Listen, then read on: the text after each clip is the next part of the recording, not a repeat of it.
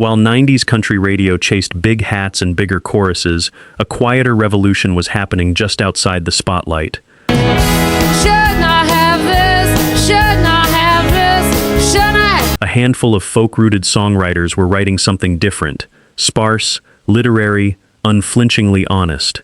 Most of it never touched the top 10.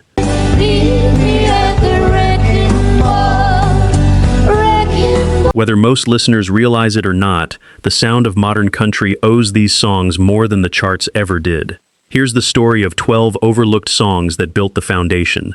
12 forgotten 90s folk songs that shaped today's country music. Welcome back to Roots and Rhythms, where the roots run deep. But you know, the sun's setting fast, and just like it's San Antonio bound to the west. 12. Tish Hinojosa, West Side of Town, 1992. Young Maria dreamed of singing in a concert hall past the plaza. Tish Hinojosa grew up the youngest of 13 children in a Mexican-American family in San Antonio. She was proud and lived on faith. He was strong. And built a career blending Tejano tradition, folk songwriting, and country storytelling into something Nashville had rarely made room for. With one child of her own, to the west side. West Side of Town barely registered commercially. Its reach ran deeper and longer than any chart position could measure. They were married, years went by, and now we were 13. Days are good and days. The song's bilingual, bicultural storytelling helped expand the range of stories country and Americana artists felt permitted to tell, a vision that would take decades to fully take root. They were pilgrims that made a good life. It wasn't fashionable in 1992. Eventually, that broader vision of who country music could speak for became one of its most defining modern qualities. Nobody was listening closely at the time. Country music eventually caught up to what she already knew. Neath the San Fernando ground, on the west. 11. Kathy Mattea, Standing Knee Deep in a River, Dying of Thirst, 1993. Kathy Mattea already had a string of country hits behind her by 1993. Standing Knee Deep in a River was something different, a spare, folk-structured meditation on spiritual emptiness, delivered with none of the polished radio expected from her. Song's stripped-back arrangement and unflinching emotional candor stood apart from the era's more radio-friendly production, pointing toward a rawer, more vulnerable style of country songwriting that wouldn't fully bloom for another decade. That same instinct, sparse arrangement, raw vocal, no hiding behind production, would later become a hallmark of modern roots-oriented country. Embraced by artists including Chris Stapleton and Zach Bryan, she had the hits already. This was the song she needed to make anyway. 10. Dar Williams, When I Was a Boy, 1993. I learned to fly, I learned to fight, I lived a whole life in one night. Dar Williams built her early career in the folk clubs of the Northeast, writing songs that leaned more toward literary introspection than anything commercial country radio was chasing in 1993. I need to find a nice man to walk me home. When I was a boy. When I Was a Boy never touched country radio at all. Its influence traveled a much quieter route instead. I was a kid that you would like, just a small boy on her bike. The song's gentle meditation on childhood, gender, and the freedom to simply be yourself became a touchstone within the singer-songwriter community. Now I'm in this clothing store, and the signs say less is more. Admired for its plain-spoken honesty and its refusal to resolve into a tidy moral. When I was a boy, see that picture, that was me. Williams became one of the most respected voices to emerge from the early 90s folk revival, an era that quietly fed directly into Americana's growth over the following decade. They got pills to sell, they got implants to put in, they got implants. That same plain-spoken, character-driven songwriting instinct opened the door for the confessional, genre-blurring work of artists like Kacey Musgraves and Brandi Carlile. And I've had a lonesome, awful day. She wasn't trying to write for country radio. Country music eventually caught up to the kind of honesty she'd been writing all along. And I was just like you. 9. The Jayhawks, Blue, 1995. Where have all my friends gone? They've all disappeared. The Jayhawks weren't from Nashville, and they weren't trying to be a country band in any traditional sense.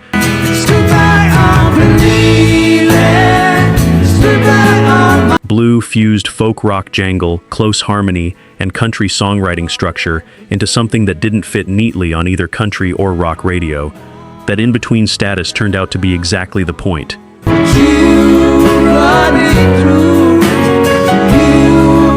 Blue became a defining single of the emerging alt-country movement, helping establish an entire sonic template: melodic, harmony-driven, unafraid to blend genres.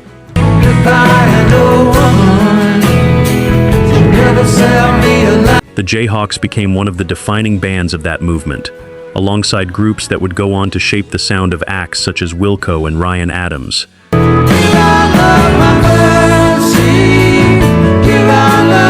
In hindsight, this feels less like an isolated single and more like the beginning of a movement, one whose genre-blurring confidence still echoes in artists like Kacey Musgraves and the War and Treaty.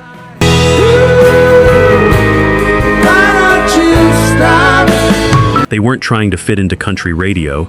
Country radio eventually grew wide enough to fit them.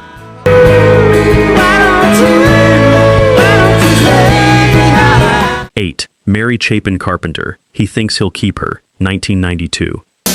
She does the laundry, she keeps him fed. Mary Chapin Carpenter came to Nashville from the folk clubs of Washington, D.C. She said forever with a smile upon her face. Bringing a literary, character-driven songwriting style, the genre wasn't fully built to accommodate yet. When she was 29, she delivered number 3. He Thinks He'll Keep Her told a story country radio hadn't quite told this directly before. The song followed an unappreciated housewife who quietly, deliberately walks away from her marriage and her assumed role. Everything is so benign, safest place you'll ever. A narrative delivered without melodrama, closer to folk's plain-spoken storytelling tradition than typical country balladry.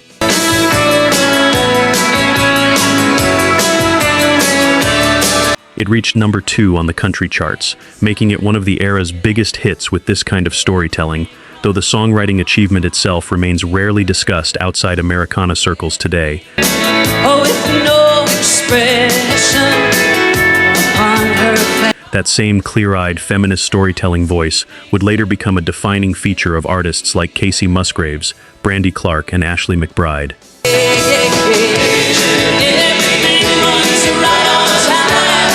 She didn't write a dramatic exit, she wrote an honest one, and country radio had never quite heard that before. While Carpenter was expanding what country women were allowed to say plainly, another songwriter that same era was redefining how quietly those same stories could be told.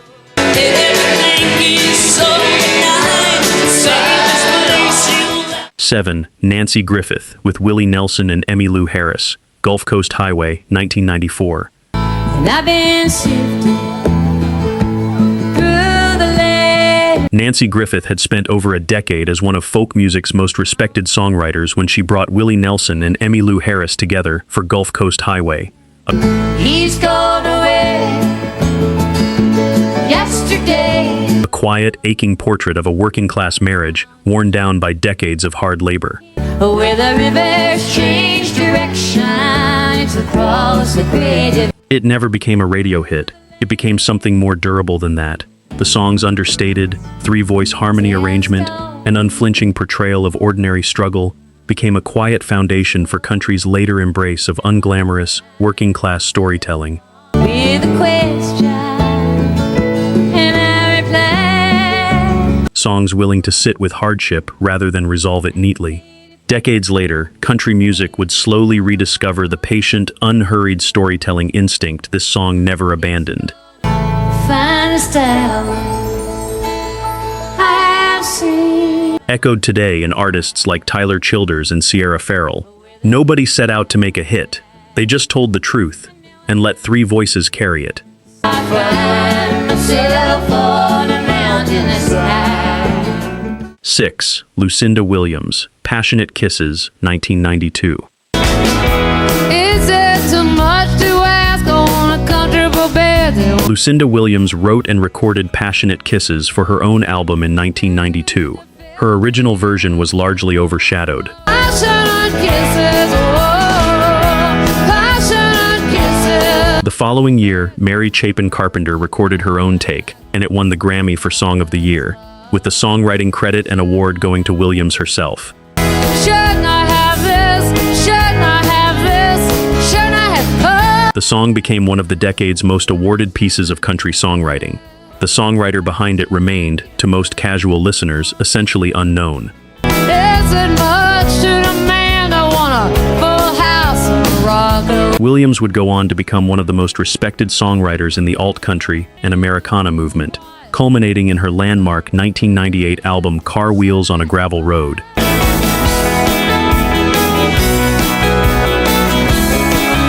But Passionate Kisses remains a clear early example of folks' raw candor translating into mainstream country success, even when the original songwriter stayed largely out of view.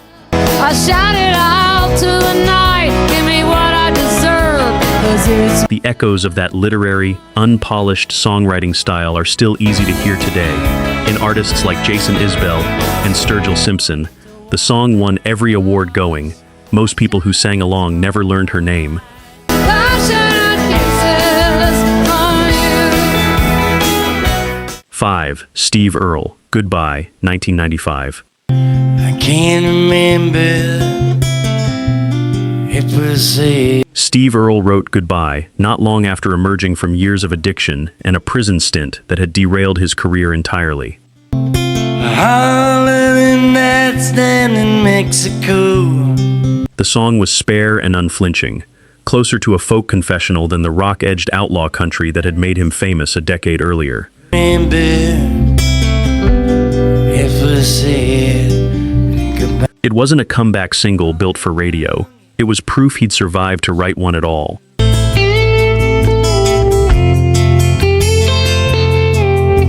Goodbye became one of the most respected tracks on Train a Comin', the stripped-down acoustic album that relaunched Earle's career on his own terms. Folk instrumentation, no studio gloss, nothing to hide behind.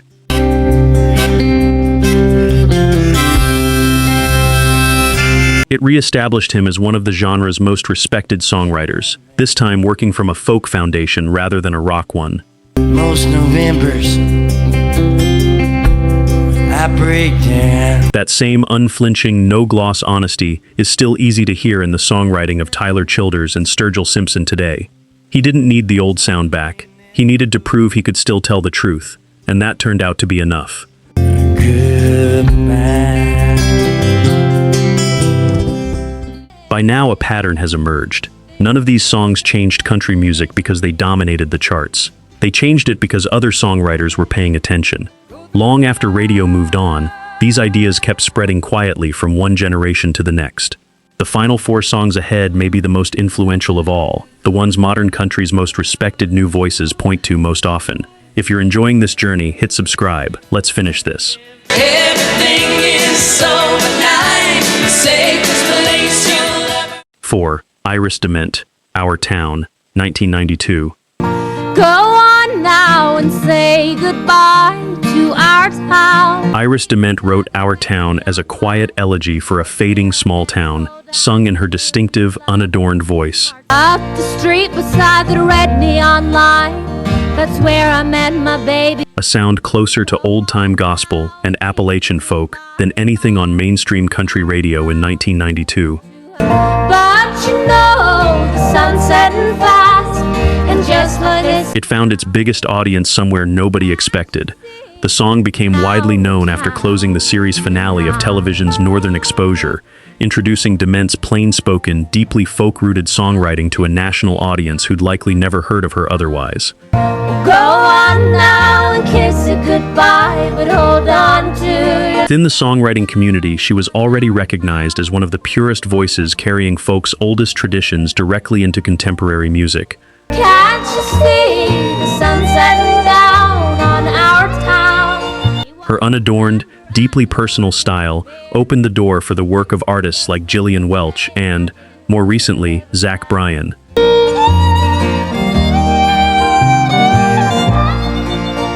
She wasn't trying to write a hit, she was trying to say goodbye properly, and the whole country ended up listening.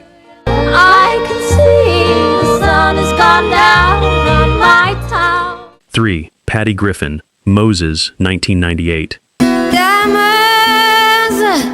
roses.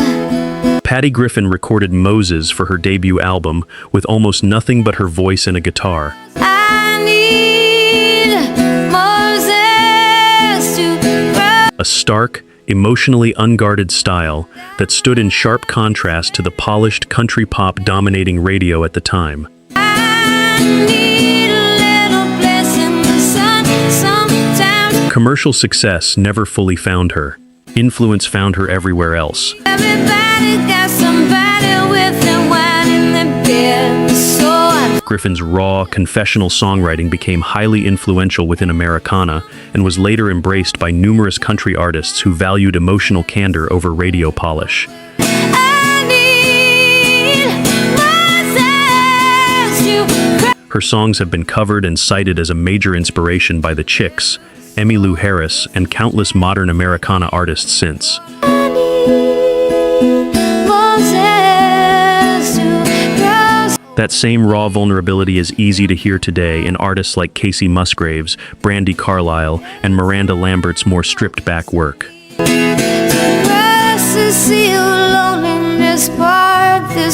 She never needed the charts to prove she mattered. Nearly everyone who followed her already knew.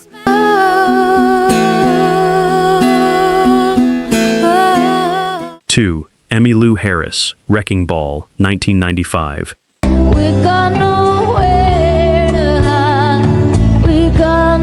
By 1995, Emmylou Harris was already a country legend.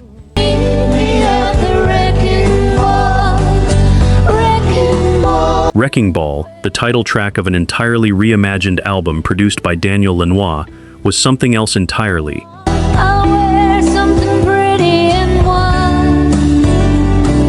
Atmospheric, hazy, built more from mood than from traditional country structure.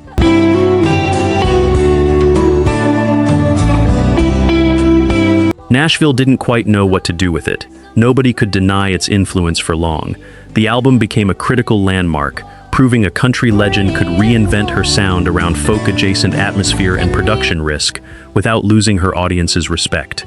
A permission slip the genre badly needed.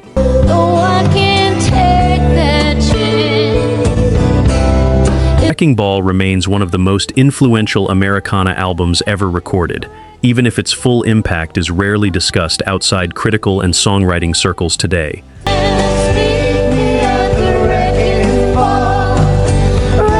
That same willingness to let mood and space carry a country song would later become a defining feature of artists like Kacey Musgraves' Golden Hour and Sturgill Simpson's most experimental work.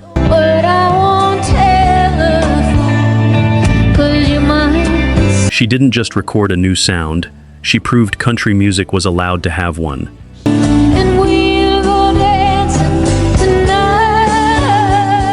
1. Gillian Welch, Orphan Girl, 1996. I am an orphan on God's high. Gillian Welch and her musical partner David Rawlings recorded Orphan Girl so sparse, so deliberately old-fashioned, that some listeners assumed it was a genuine Appalachian ballad from decades earlier, rather than a brand new song. No father, no sister. That confusion was, in many ways, exactly the point, and it changed the entire trajectory of modern country and Americana. I am an orphan girl. Orphan Girl helped launch Welch's debut album Revival, which became a foundational text for the neo-traditional folk revival of the following decades. I'll meet my mother, my father. A stripped-down, deeply reverent return to the ballad tradition that had built country music in the first place, decades before Nashville even had a name for it. No more an orphan girl. That aesthetic, spare, timeless, unmistakably rooted in the old ballad tradition, became a defining thread of the entire modern back-to-basics country movement. Walk beside me till I'm with. Chris Stapleton, Sturgill Simpson, Zach Bryan, and the broader Americana resurgence all trace a line back to this one quiet song. I am an orphan girl. She wrote something so old-sounding, people assumed she hadn't written it at all. 2 decades later, half of country music is still chasing that same sound. Orphan girl. 12 songs, mostly overlooked by casual listeners, and every one of them still shaping the country music you hear today, decades after radio moved on. Country music didn't change overnight. It changed because one songwriter heard another, borrowed an idea, and carried it forward. These songs remind us that influence rarely arrives with a #1 hit. So here's a question worth sitting with. How many of today's favorite country artists are you now hearing differently, knowing where their sound actually came from? Like, subscribe, and join us for the next story. This is Roots and Rhythms, where the roots run deep. They were pilgrims.